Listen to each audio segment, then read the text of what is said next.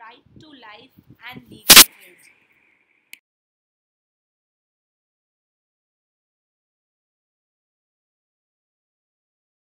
Legal aid means giving free legal services to the poor and needy who are unable to afford the services of an advocate for the conduct of a case or a legal proceeding in any court, tribunal, or before any judicial authority.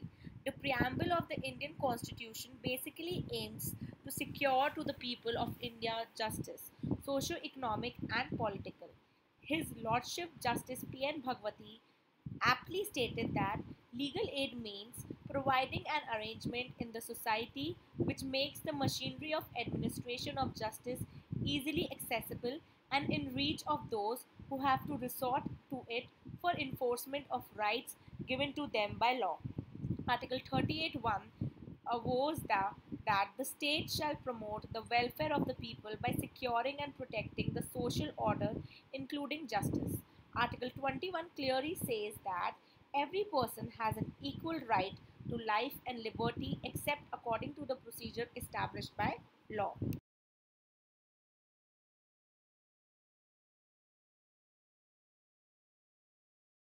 The state shall secure that the operation of legal system promotes justice on basis of equal opportunity and shall in particular provide free legal aid by suitable legislation or schemes or in any other way to ensure that opportunities for securing justice are not denied to any citizen by reason of economic or other disabilities.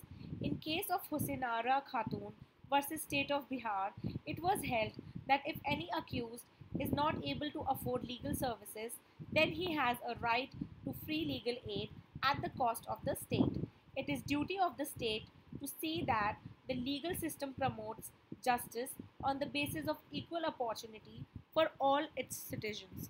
It must therefore arrange to provide free legal aid to those who cannot access justice due to economic and other disabilities.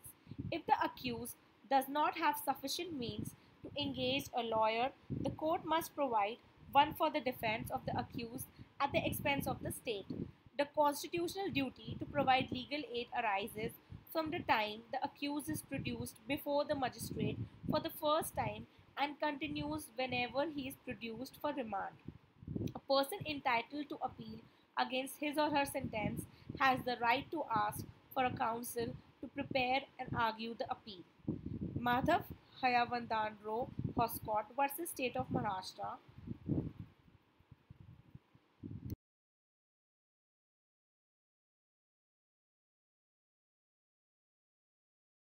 Services offered by the Legal Services Authority. First, payment of court and other process fee. Second, charges for preparing, drafting, and filing of any legal proceeding. Third, charges of a legal practitioner or legal advisor. Fourth, cost of obtaining decrees, judgments, orders, or any other documents in a legal proceeding. Fifth, cost of paperwork, including printing, translation, etc.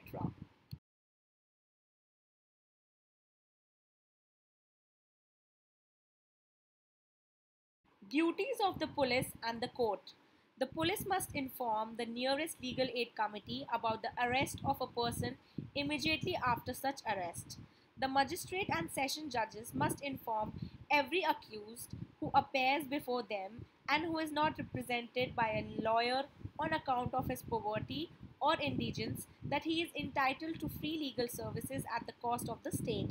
Failure to provide legal aid to an indigent accused, unless it was refused, would vitiate the trial. It might even result in setting aside a conviction and sentence.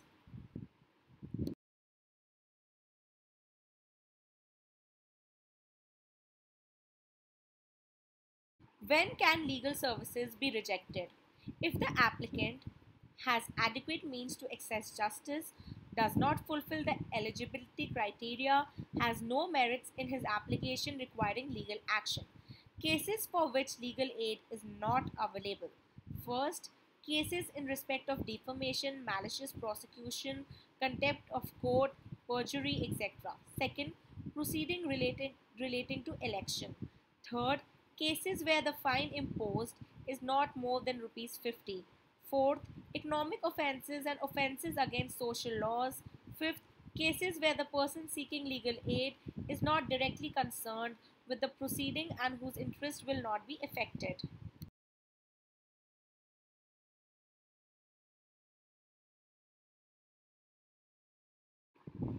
When can the legal services be withdrawn? The Legal Services Committee can be withdrawn the services if the aid is obtained through misrepresentation or fraud. Second, any material change occurs in the circumstances of the aided person. Third, there is misconduct, misbehavior, or negligence on part of the aided person. Fourth, the aided person does not cooperate with the allotted advocate. Fifth, the aided person appoints another legal practitioner. Sixth, the aided person dies except in civil cases. Seventh, the proceedings amount to misusing the process of law or of legal service.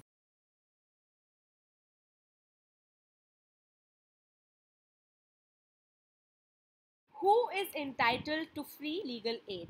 Any person who is first a member of the scheduled caste or tribe, second, any person belonging to the scheduled caste or tribe, person suffering from natural calamity, industrial worker, children, insane person, handicap, persons in custody, and those having annual income less than rupees 1 lakh were entitled to avail free legal aid. Third, a victim of trafficking in human beings or beggar. Fourth, disabled including mentally disabled. Fifth, a woman or child. Sixth, a victim of mass disaster, ethnic violence, case atrocity, flood, drought, earthquake, industrial disaster, and other cases of undeserved want.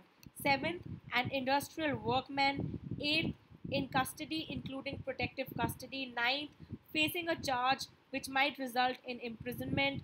Tenth, unable to engage a lawyer and secure legal services on account of reasons such as poverty, indigence, and incommunicado situation. 11th, in cases of great public importance. 12th, special cases considered deserving of legal services.